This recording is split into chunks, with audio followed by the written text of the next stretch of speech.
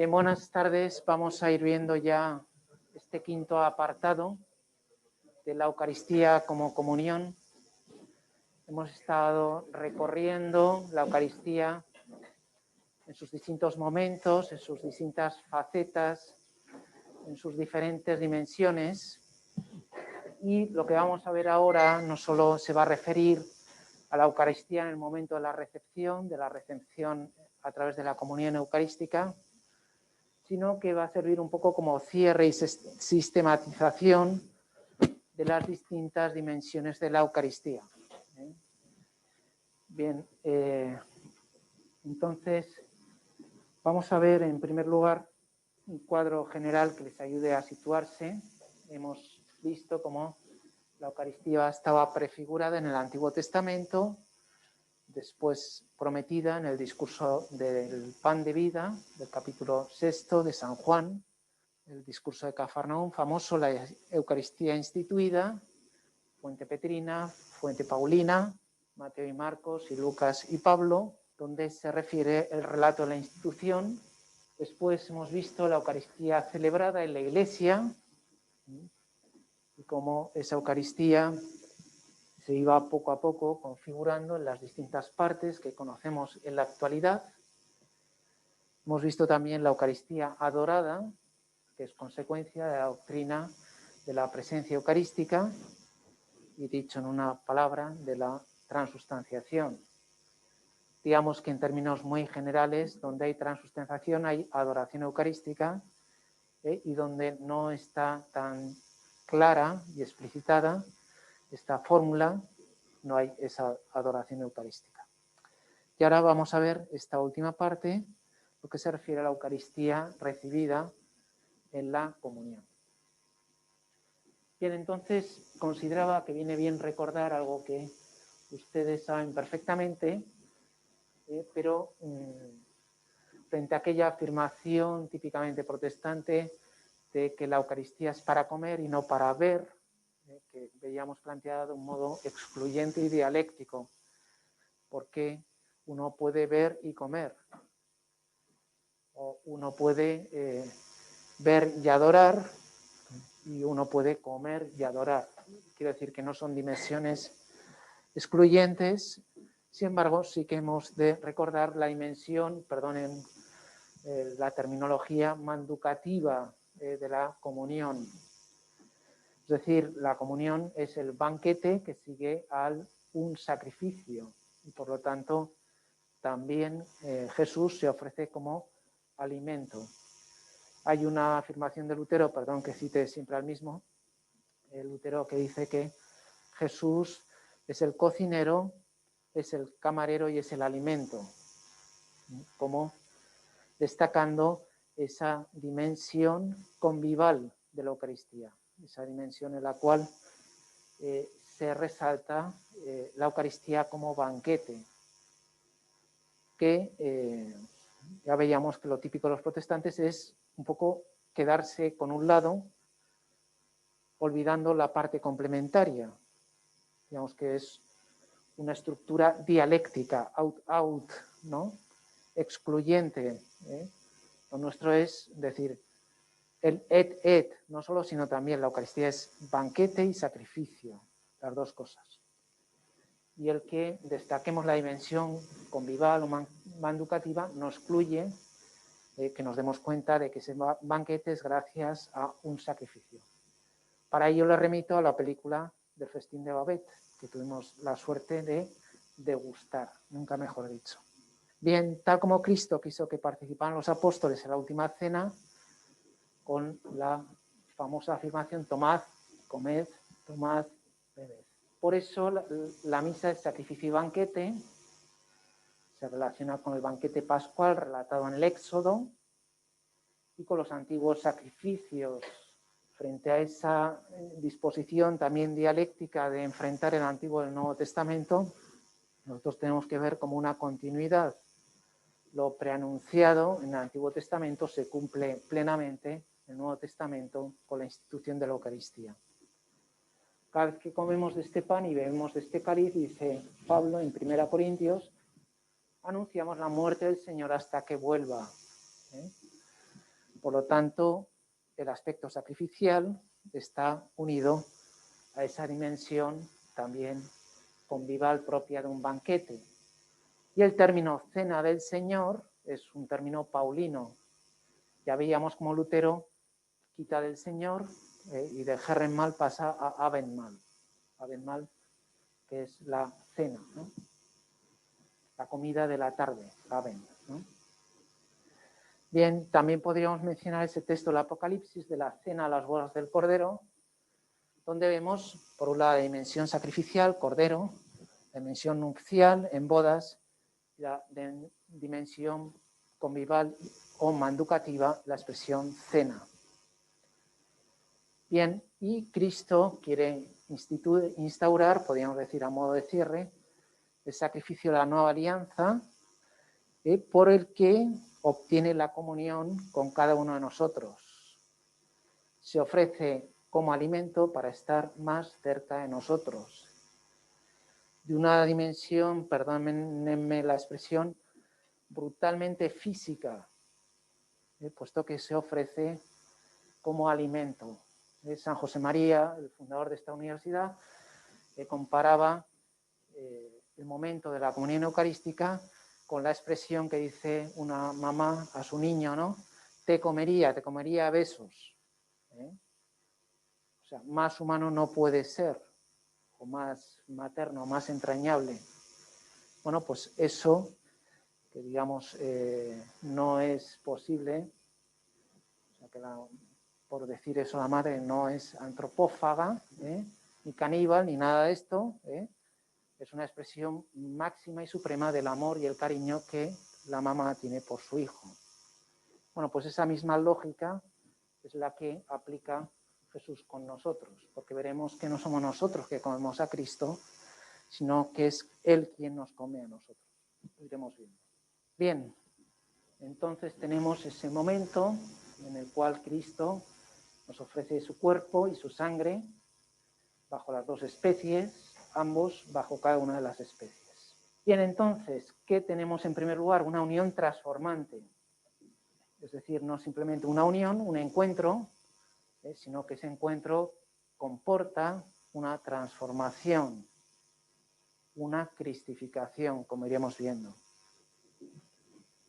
Textos de la Escritura, pues podríamos aducir el texto de Juan, de la vid y los sarmientos, para expresar esa íntima unión como algo prefigurativo. Vamos a ver cómo explicita todavía más en el discurso de Cafarnaún, de Juan 6, el que come mi carne y bebe mi sangre, permanece en mí y yo en él. Hay una identificación entre el alimento y el alimentado. Y así como nosotros hacemos el alimento parte de nuestro cuerpo, en este caso va a ser al revés. El alimento convierte al alimentado. El alimentado somos nosotros, ¿se entiende, no? ¿Cómo se diría? El consumidor, ¿no? o el comensal, es la palabra que buscaba, ¿no? O sea, ahí quien sale transformado es el comensal. No solo porque recibe un buen alimento, sino porque él se convierte en ese alimento, se convierte en Cristo. La peculiaridad que tiene la Eucaristía como alimento. Y por eso entendemos las palabras del apóstol. No soy yo el que vivo, es Cristo quien vive en mí. Soy yo, pero no soy yo, no soy solo yo. Soy más que yo, soy Cristo. Y sobre esto, Luis, si es Luis, tiene una imagen de estas, no sé si la ha contado, la de la sal, ¿la ha contado aquí? Dice que Cristo es como la sal. La sal lo que hace es despertar un sabor. Tú echas un poquito de sal a la col o al pescado o la carne, que están un poco sosos, y de repente saben más y saben mejor. Porque dice, así es el contacto con Cristo. Primero no nos quita nuestra personalidad, no nos quita nuestro sabor, sino que lo que hace es despertar ese sabor. Por lo tanto, a nuestra personalidad se suma la personalidad divina de Jesucristo. y por eso se da ese proceso de cristificación. Bien, ¿qué más textos? Tenemos Hilario de Poitiers, afirma de esta manera: se muestra la unidad perfecta por medio del mediador. O sea, la unidad más perfecta que nosotros podemos alcanzar con Cristo es por medio de la Eucaristía. Y Juan o Cirilo de Jerusalén, según los patrólogos, dice que nos convierte en consanguíneos y concorpóreos con Cristo. Expresión muy bonita, ¿no? Nosotros adquirimos el mismo cuerpo y la misma sangre de Cristo a través de las recepciones eucarísticas. Nos cristificamos. León Magno habla de que somos cristóforos. Llevamos a Cristo dentro de nosotros. Otro día mencionábamos en esa custodia, la cual aparecía el cuerpo de Cristo en el vientre de María, que me comentaron luego que era la custodia de la JMJ de Panamá, ¿no? Pues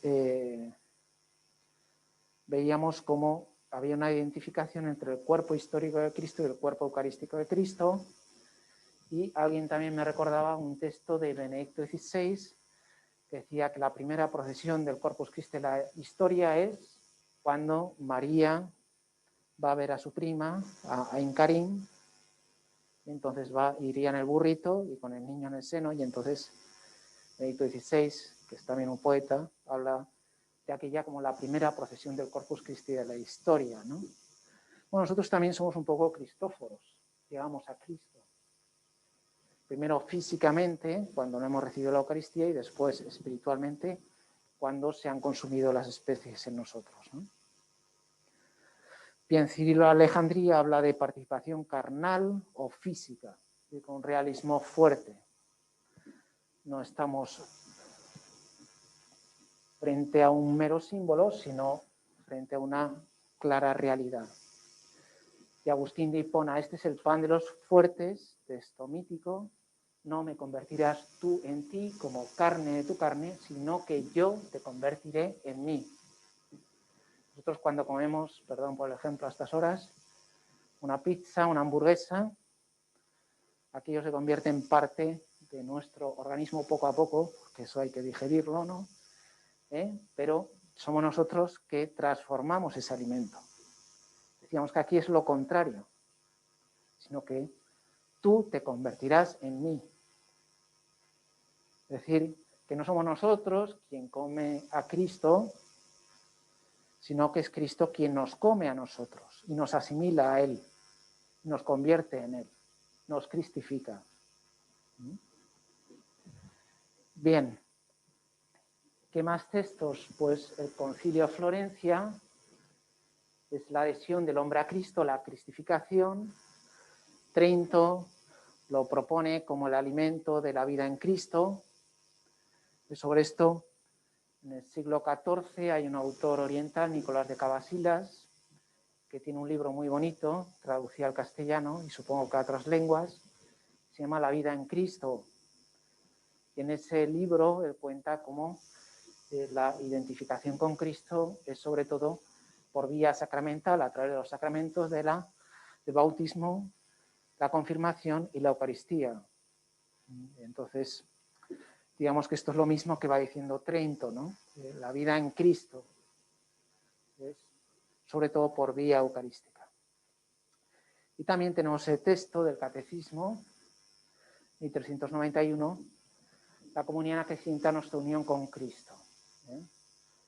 O sea que estamos más unidos a Cristo, sobre todo a través de la Eucaristía. Bien, recordando algo que ustedes saben, venimos a traer a la memoria que la Eucaristía no solo confiere la gracia, sino que ofrece al mismo autor de la gracia, y por eso se da una auténtica incorporación y configuración con Cristo. La res tantum Eucharistiae, decíamos que era la cristificación y la edificación con Cristo. Dicho de alguna manera, la Eucaristía hace la Iglesia y nosotros podemos hacer la Iglesia gracias a la Eucaristía. Es decir, en la medida en que nosotros somos más Cristo, hacemos más iglesia. Digo porque a veces pensamos que hacer iglesia, construir el reino, pues es, no sé, sumirnos en un intenso activismo y organizar muchas cosas, muchas actividades. Suelo contar en broma la pintada que se encontró un párroco en la pared de la casa parroquial. Una mañana se despertó y vio la siguiente pintada que decía: a los que no rezan, Dios les castiga con reuniones. Como diciendo, la maldición del cura es la reunión, ¿no?, con los distintos equipos y colaboradores. Claro, bueno, detrás de esta broma se ve que lo que hace la Iglesia realmente es la Eucaristía, como iremos viendo. Se da una transformación ontológica del creyente, la línea de segunda de Pedro, que nos dice que somos hechos copartícipes con Cristo, partícipes de la naturaleza divina. Bien, tendríamos que decir algo también no solo de la cristificación, sino la dimensión neumatológica, es decir, como el Espíritu Santo, que es uno de los grandes protagonistas de la presencia eucarística. Decíamos que sin Espíritu no hay Eucaristía, pues también el Espíritu de Jesús, cuando recibimos a Jesús, también se hace presente en nuestra vida y especialmente en nuestra alma. Bien, entonces tenemos este punto del catecismo que nos puede servir como pauta, el número 1127. Los sacramentos confieren la gracia que significan, como dice Trento y como ustedes saben muy bien. Son eficaces porque en ellos actúa Cristo mismo. Sin embargo, en la Eucaristía recibimos al mismo Cristo. Entonces, el Padre escucha siempre la oración de la Iglesia y confiere el fuego, ese fuego que transforma en sí todo lo que toca. Así el Espíritu Santo transforma la vida divina. Es decir, tenemos Cristo, el Padre y el Espíritu. Digamos que la recepción de un sacramento es siempre un acontecimiento trinitario. Por la perijóresis, donde está cada una de las divinas personas, están las otras dos. En la Eucaristía hemos visto cómo es una vía de acceso a la Trinidad. Como por Cristo, con Él y en Él, a ti, Dios Padre, en la unidad del Espíritu Santo. Y entonces también esa vida trinitaria en nosotros, que es la vida de la gracia, se aumenta y se plenifica a través de la Eucaristía. Entonces, el primer efecto que va a tener, por tanto, esa presencia del Espíritu y ese aumento de la vida del Espíritu en nosotros es el aumento de la gracia. Aquí hemos de recordar una vez más que la gracia, como dice el profesor Lordan, no es un líquido que uno tiene, ¿no? Sino que la gracia es la presencia del Espíritu. Entonces, si el Espíritu viene a nosotros en la Eucaristía, eso quiere decir que la gracia va aumentando. Bien, este otro número, el 1128, nos habla del ex opere praeto, es decir, que en virtud de la obra realizada, Jesucristo está ahí realmente presente. Esa presencia de Jesucristo se obra no por el poder del hombre o del celebrante, como si fuera una especie de Gandalf el Gris, sino por el poder de Dios. Eso es lo que quiere decir ex opere operato. Y por tanto es independiente la santidad del ministro. Gracias a Dios, para celebrar la Eucaristía no hace falta ser santo. Pero al mismo tiempo nos advierte, sin embargo, los frutos del sacramento dependen también de las disposiciones del que lo recibe. Y hemos puesto el ejemplo de que frente a ese océano infinito de gracia y de gracias que es la Eucaristía, podemos ir o bien con un dedal, que obtenemos un poquito de agua, o bien con un vaso, bien con un cubo, o con un camión cisterna, un superpetrolero. Y dependiendo de nuestras disposiciones, de la atención, del amor, etcétera, recibimos más o menos gracia, es decir, más o menos vida del Espíritu en nosotros. Bien, tenemos que ver también algo que se refiere a la Eucaristía como sacramento de la reconciliación. Evidentemente, el sacramento de la reconciliación es el que es el sacramento de la penitencia, entendido como segundo bautismo. Ese lavacro regenerationis es después repetido n veces en el sacramento de la penitencia. Pero también la Eucaristía es memoria de reconciliación. Y si un efecto es el aumento de la gracia, veremos también cómo a mayor gracia, menos pecado. Donde abundó el pecado, sobreabundó la gracia, decía San Pablo. Pues transliterando esta expresión, podríamos decir que cuanta más gracia tenemos, más fácil nos es luchar contra el pecado. Por eso decíamos que la mejor vacuna, ahora que está tan de moda esto, es recibir la Eucaristía, entre otras cosas porque es el mismo Cristo que lo recibimos nosotros, ¿no? Pues somos más Cristo, ¿no? Entonces, consecuencia del aumento de la gracia es el aumento de la caridad. Recuerdo eso también, decía el profesor Sesé, que ustedes creo que no han conocido, que decía que gracia, amor y espíritu son tres nombres distintos de lo mismo.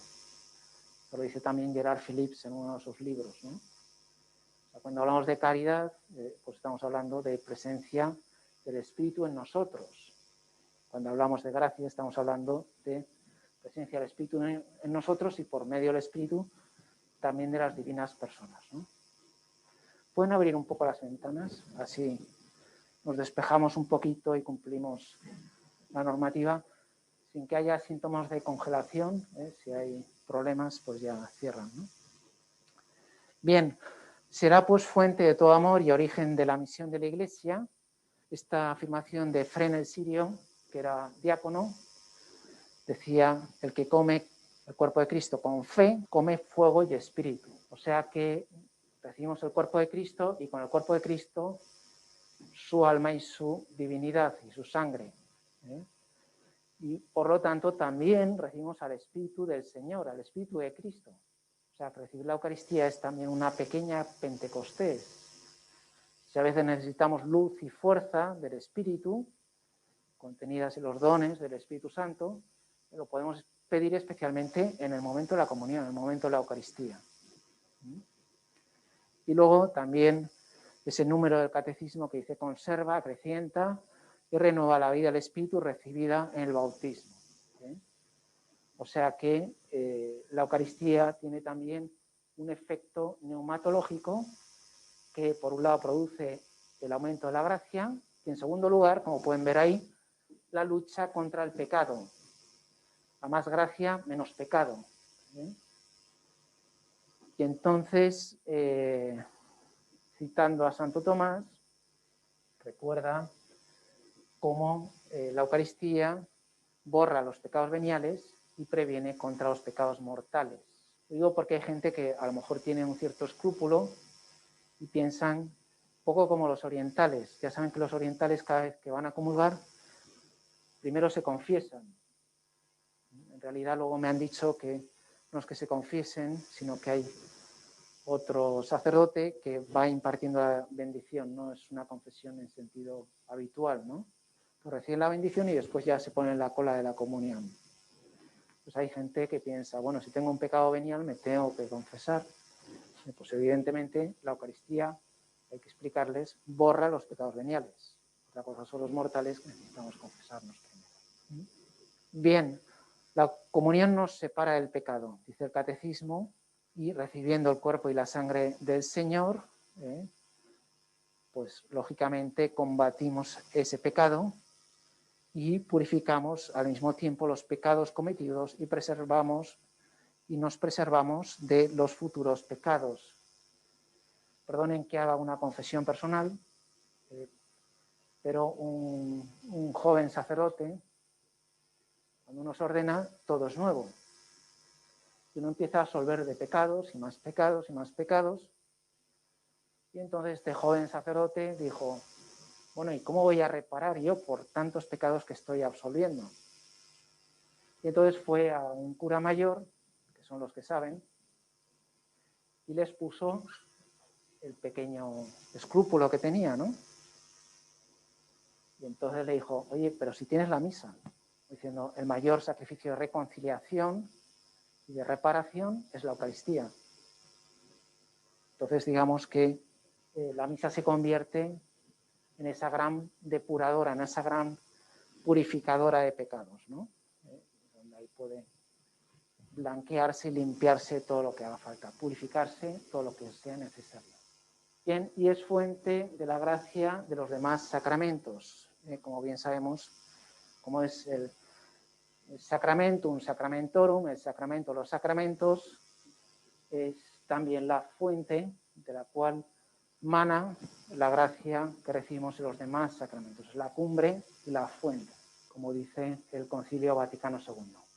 Bien, otro punto del catecismo que nos puede servir es, nos separa del pecado, lo explicita la disposición de Trento que hemos mencionado antes, borra los pecados veniales y en el lado positivo aumenta las virtudes teologales, la fe, la esperanza y la caridad.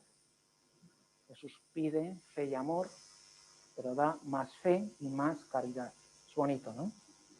Pide fe y amor para recibirle, pero después salimos ganando porque aumenta nuestra fe y nuestra caridad.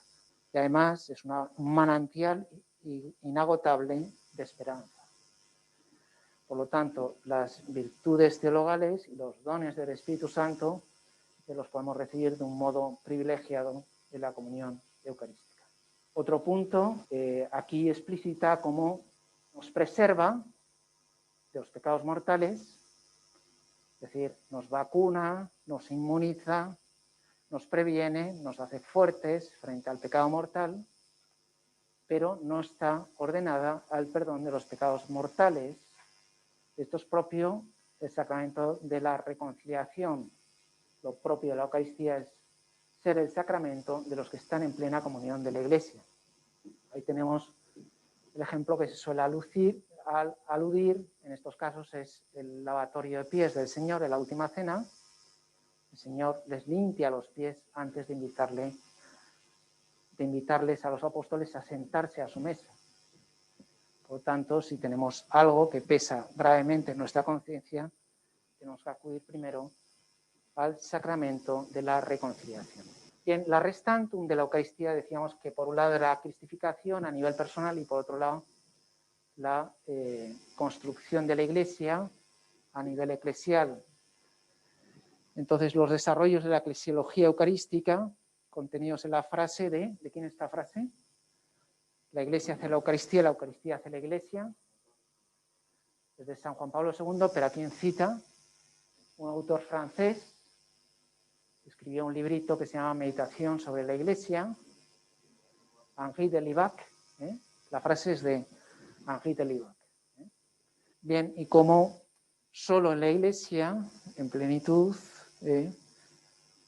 puede haber la Eucaristía, la plenitud se entiende la apostolicidad, el episcopado, y como lo que hace realmente la Iglesia es la Eucaristía, la presencia viva de Jesucristo, de un modo sustancial en la Eucaristía. Porque comemos de un mismo pan, formamos un solo cuerpo. De aquí nace la eclesiología eucarística, de corte paulino, ¿no? Esa eclesiología eucarística de tipo orgánico, donde Cristo es la cabeza, nosotros los miembros, y en esa complementariedad se edifica y se construye el Christus totus, del cual habla San Agustín, el Cristo total. Es que me está viniendo a la cabeza, es una tontería, pero leía el otro día un texto medieval, que es una especie como de relato, ¿no? De cuentecillo, donde hay una especie como de motín o de huelga de los distintos órganos del cuerpo. Entonces dicen, bueno, este está el estómago lo único que hace en el cuerpo es tragar, tragar, tragar y tragar. Ese no hace nada. Y entonces los demás miembros del cuerpo se declaran en huelga. Dice, yo la mano no voy a llevar el alimento a la boca para que luego se lo trague todo. La boca dice, yo no pienso masticar. Que total, luego todo se lo lleva él. Y entonces, efectivamente, se declara en huelga y ¿qué pasa? Pues que ese cuerpo no se alimenta. Y entonces empiezan a notar la debilidad todos y cada uno de los miembros. Así que al final los miembros se dan cuenta de incluso aquellos órganos aparentemente más inútiles y más pasivos, podríamos decir, como el estómago, son también beneficiosos para todo el cuerpo. Bueno, pues el alimento que se recibe es el de la Eucaristía, y al recibir ese alimento formamos todos un mismo cuerpo, porque comemos todos del mismo pan y bebemos todos del mismo cáliz. Entonces, en ese sentido, se aglutina ese amor, que es el cemento, el pegamento de ese cuerpo místico de Cristo, se recibe sobre todo por vía eucarística. Bien, ese texto de Hechos, ¿no? Se reunían para partir el pan. 1 Corintios, proclamamos la muerte del Señor cada vez que coméis de este pan y bebéis de esta copa. Es decir, que haciendo eso estamos haciendo la Iglesia, ¿no? Y aquí habría que hacer una pequeña acotación de la ética eucarística que se contiene en las epístolas paulinas. Hemos mencionado ya la necesidad de atender a los pobres. Como San Pablo pide suprimir el ágape, ¿se acuerdan, no? Primero había un ágape, una merendola, una cena, y después se celebraba la Eucaristía. ¿Qué pasaba? Que el rico llevaba ahí sus tarteras, sus tupper. ¿Saben lo que es el tupper? Aquí hay el Tupperware para conservar los alimentos, ¿no? Y entonces iban ahí con sus Tupperware bien surtidos, mientras el pobre llevaba ahí su pobre pan. Y entonces San Pablo denuncia esa desigualdad, ¿no? Entonces, al mismo tiempo, recordamos la recomendación del Señor de pedir perdón, ¿no? Si cuando vas a ofrecer la ofrenda al altar, te has enfadado con tu hermano, te has peleado con tu hermano, ve primero a reconciliarte con tu hermano y después vete a ofrecer la ofrenda al altar. O sea que hay una ética previa a la recepción eucarística, tanto a nivel personal, de pureza de corazón, de reconciliación personal, como a nivel, digamos, social, y como la atención a los pobres es necesaria para poder recibir la Eucaristía. Si uno recibe la Eucaristía y después descuida la caridad, pues evidentemente es una incoherencia. No solo porque lo diga San Pablo, sino porque lo dicta el sentido común. Bien, entonces, ¿qué dicen los padres? Pues tenemos la imagen de caridad G, el pan se hace a espigas diversas y entonces se muelen esos granos de trigo, se hace la harina y se entremezclan los distintos granos formando un solo cuerpo. Lo mismo ocurre con la Eucaristía, ¿no? Después Ignacio Antioquía, habla de la monarquía episcopal, es decir, un altar, un obispo, una Eucaristía. Como es necesaria la sucesión apostólica para que haya verdadera Eucaristía. Y como la Eucaristía hace la iglesia local, donde celebra el obispo, ahí está la verdadera iglesia. Y por lo tanto, unidos a ese obispo, nosotros podemos celebrar la Eucaristía y construir esa unidad entre nosotros, ¿no? Bien, una imagen parecida la encontramos en Cipriano de Cartago. Se ve que aquí unos se plagian a otros, y hablan del agua unida al vino y de los granos de trigo, ¿no? Así como el agua, lo habíamos dicho, ¿no? Que excepto en una iglesia monofisita habitualmente se echaba siempre agua al vino, ¿no? Y ese agua representa a nosotros, que nos fundimos con Cristo, el vino se transforma en la sangre de Cristo, y hay una lectura también eclesiológica. El agua es la iglesia que se une con Cristo cabeza, y así forman el mismo cuerpo, ¿no? Bien, y el más chulo y el más desarrollado es el de San Agustín, que establece una alegoría que dice los granos de trigo machacados por la penitencia, mezclados con el agua del bautismo y cocidos con el fuego del Espíritu, nos transforman a nosotros en Eucaristía. Entonces, con esa imagen se relaciona la comunión eucarística con la comunión eclesial y cómo la Eucaristía realmente hace la Iglesia. Nos convierte a nosotros en Iglesia y nos permite hacer la Iglesia. Bien, entonces esto lo pongo para recordar lo que habíamos dicho. Antes teníamos la res. La res es el mismo Cristo, la realidad contenida. Res et sacramentum era la Eucaristía.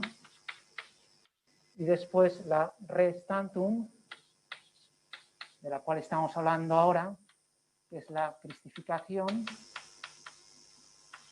Y después la Iglesia. Y entonces aquí tenemos una mediación necesaria, el sacramentum tantum, que es el pan y el vino. Entonces, habíamos visto que esta terminología pues era un poco fluctuante dependiendo de los autores, pero me parece a mí que la que emplea San Agustín es la más clara, ¿no? Esto lo tienen también en el manual, donde pueden mirarlo despacio, porque es una especie como de juego de palabras un poco complicado. Quédense, por tanto, con esto, y si les es preguntado en el examen, responden con esto y ya está. ¿De acuerdo? Intento recordar cosas desagradables. Bueno, aquí tenemos un bonito cuadro donde aparece una última cena en fusión con la naturaleza, típico de la pintura moderna, esos paisajes que sirven un poco para encuadrar las últimas cenas, que nos va a servir para lo que viene enseguida. Bien, entonces, del Magisterio, pues tenemos ahí esos textos, Letrán, Florencia, Trento, Pío XII, la Mystici Corporis, y después el Vaticano II, Juan Pablo II tiene una serie de textos eucarísticos que el profesor Arocena ha llamado una ofensiva eucarística, y publica la encíclica Ecclesia Eucaristía, donde aparece esa frase del Libac que hemos mencionado. Y tenemos también este texto del Catecismo, donde habla de la unidad del cuerpo místico, la Eucaristía hace la Iglesia. Los que reciben la Eucaristía se unen más estrechamente a Cristo, son Cristo, se convierten en Cristo.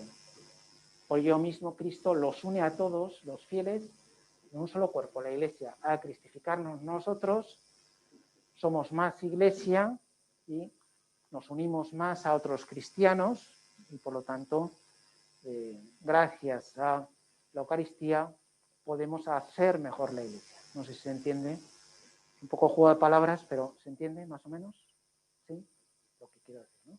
Al ser más Cristo podemos hacer mejor la Iglesia. Bien, y entonces también Benedicto XVI en Sacramentum Caritatis aparece esa eclesiología eucarística y por lo tanto la Eucaristía crea la comunión de la Iglesia, digamos que es el elemento cohesionador, el pegamento, el cemento que une las piedras vivas de la Iglesia y después que capacita para cumplir la misión de la Iglesia, que nos hace fuertes, el pan de los fuertes es la Eucaristía. En ese sentido es muy bonito los testimonios que hay de los santos del amor a la Eucaristía, los santos que han sido especialmente evangelizadores. Piensa ahora en Teresa de Calcuta, o este que estaba en Molokai, ¿no? El padre Damián, tenía una misión realmente difícil y complicada. Cuenta en sus escritos cómo se alimentaba especialmente con la Eucaristía. Y así pueden ir santo por santo y verán que tiene una vida eucarística intensa, que es lo que les alimenta frente a las dificultades, les permite cumplir esa misión que Dios les encomienda, realizando de ese modo la misión de la Iglesia. Bien, vamos a la dimensión escatológica, la Eucaristía como prenda de gloria futura. ¿Se acuerdan del significado de la palabra prenda? Pagar una prenda. Cuando uno tiene una deuda, tiene que dejo la tiza, bueno, la tiza no tiene mucho valor, ¿no? Pero una prenda, te dejo el reloj, me das 10 euros, entonces yo comercio con los 10 euros y cuando recupero, devuelvo los 10 euros y me devuelven el reloj. Eso es una prenda. Ese acto se llama en español empeñar, ¿no? Y empeñar viene de piñus gloriae future, ¿no? Entonces, recibir la Eucaristía es tomar en prenda el cielo. Es decir, estoy predestinado a ir al cielo. Predestinado entre comillas, ¿se entiende? Tiene que mediar la libertad de cada uno y no hay nada definitivo. Pero digamos, el cielo y la tierra, que es la celebración eucarística, se realiza en cada uno de nosotros a través de la comunión eucarística. Bien, textos que podemos mencionar, pues el de Isaías, después recreado en la cena de las bodas del Cordero de Apocalipsis, el que come mi carne y bebe mi sangre, tiene vida eterna, yo lo resucitaré en el último día. Juan 6, una vez más, discurso de Cafarnaún. Después el banquete escatológico, no solo el de Isaías, sino también otros textos que hemos visto. Y también el banquete de las bodas del Hijo del relato de Mateos, donde es curioso porque aparece el tema de la escatología relacionado con las bodas, como expresando ese sentido unitivo que se alcanzará en plenitud en la otra vida. Ese proceso de identificación con Cristo, de cristificación, digamos que alcanzará su plenitud, ¿no? Habíamos puesto el ejemplo de la recepción eucarística, de que nosotros ahora estamos a lo mejor un 20, un 30% de cristificación. A lo mejor alguno de ustedes está un poquito mejor, ¿no? Pero vamos recibiendo la Eucaristía, ese porcentaje va creciendo, hasta que al final de nuestra vida ya nos quedará un poquito, con un pequeño salto, recibiremos el viático, y con la última comunión ya solo nos quedará dar un pasito para entrar en el cielo, porque hemos estado siendo cristificados a lo largo de toda nuestra vida. Bien, y por lo tanto la Eucaristía es prenda de gloria futura, germen de resurrección, porque comulgamos también a Cristo resucitado. Lo que recibimos en la Eucaristía es el cuerpo glorioso de Cristo, no es un trozo de cadáver, no es, perdonadme, un fiambre. ¿Sabe lo que es un fiambre? Fiambre es carne muerta y después trabajada para que se conserve y se pueda comer. Por ejemplo, chorizo, la chistorra, bueno, no son fiambres en ese sentido, la mortadela esos son fiambres, ¿no? No como lo damos un fiambre, como lo damos el cuerpo vivo de Cristo, cuerpo glorioso de Cristo. Y por eso estamos también comiendo en pequeñas dosis la resurrección futura. Y por eso, una vez más, la Eucaristía es el cielo en la tierra, ¿no? Bien, aquí tenemos una representación en un ábside de la Trinidad, como pueden ver, acompañada de los santos, y como habitualmente en esas representaciones que hay en las iglesias se presenta la dimensión escatológica. Dimensión escatológica que aparece también, ¿en qué parte de la misa? ¿En qué momento? Puede aparecer en cualquier oración, pero sobre todo si se fijan en las oraciones de la poscomunión.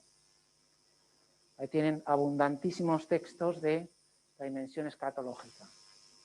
Como habla, después de haber recibido estos sacramentos, Señor, esperamos alcanzarlos en la plenitud, en la gloria eterna. No sé. Bien, medicina e inmortalidad, alimento contra la muerte, alimento de eterna vida en Jesucristo.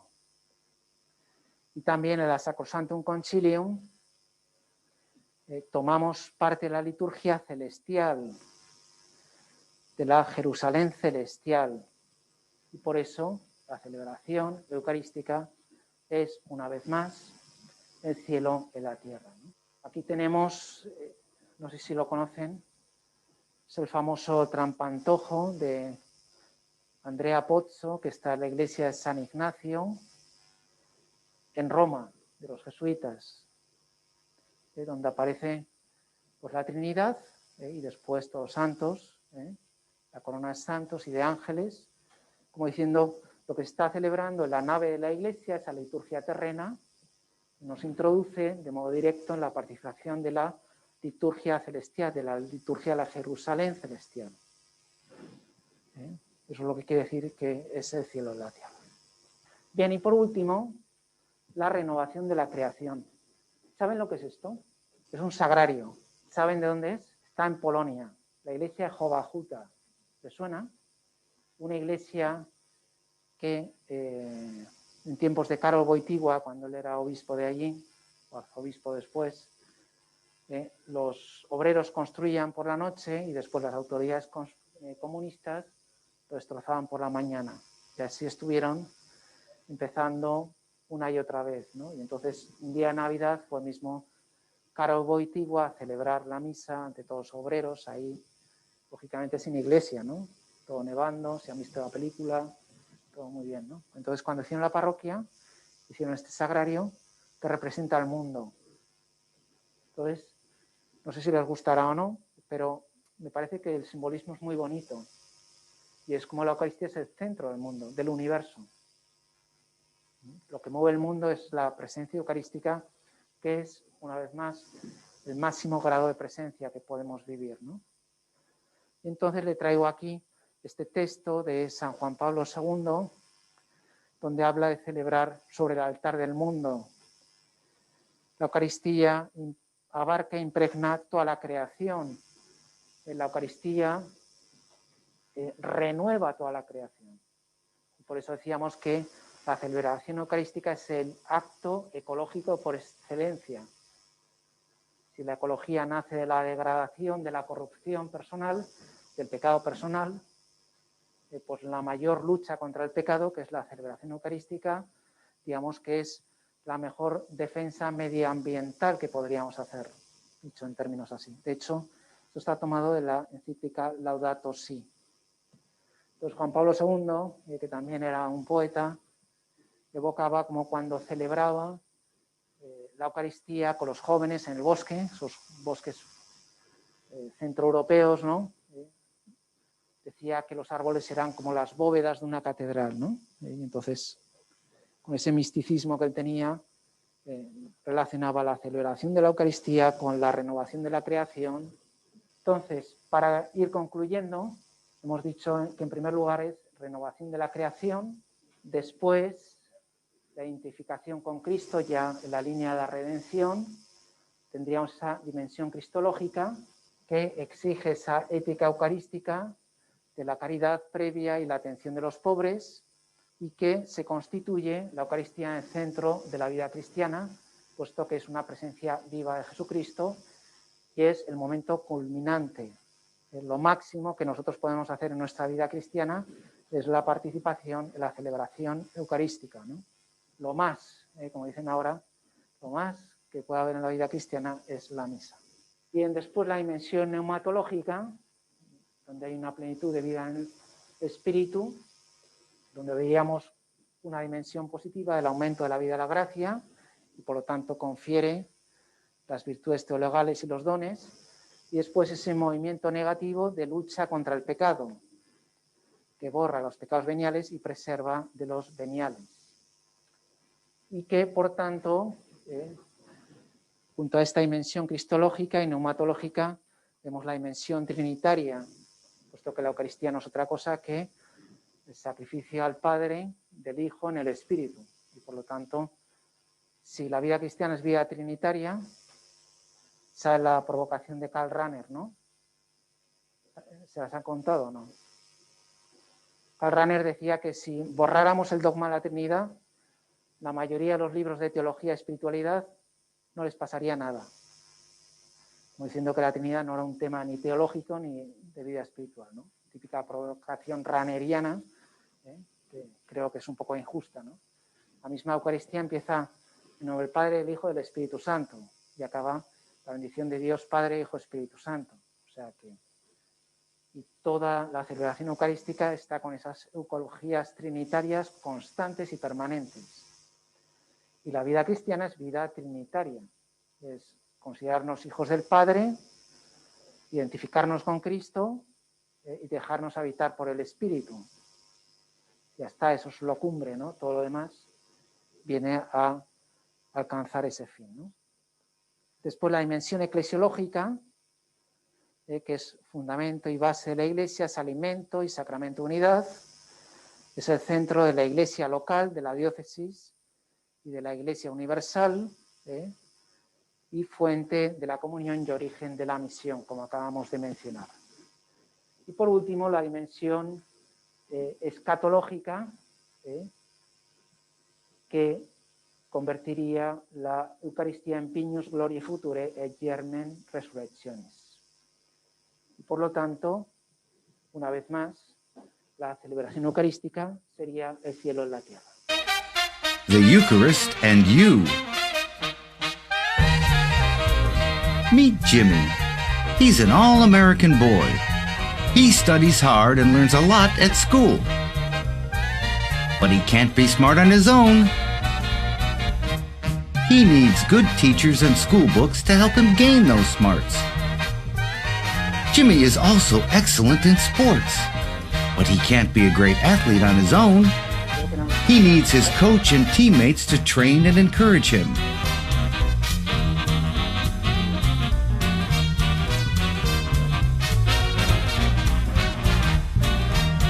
And Jimmy is also very active in his Catholic faith. But Jimmy can't be a good Catholic on his own. He needs his family to model the faith. He needs a strong parish and a faithful priest. And he needs the Eucharist. Family. Activities. School. Friends. Helping others. Work. Prayer.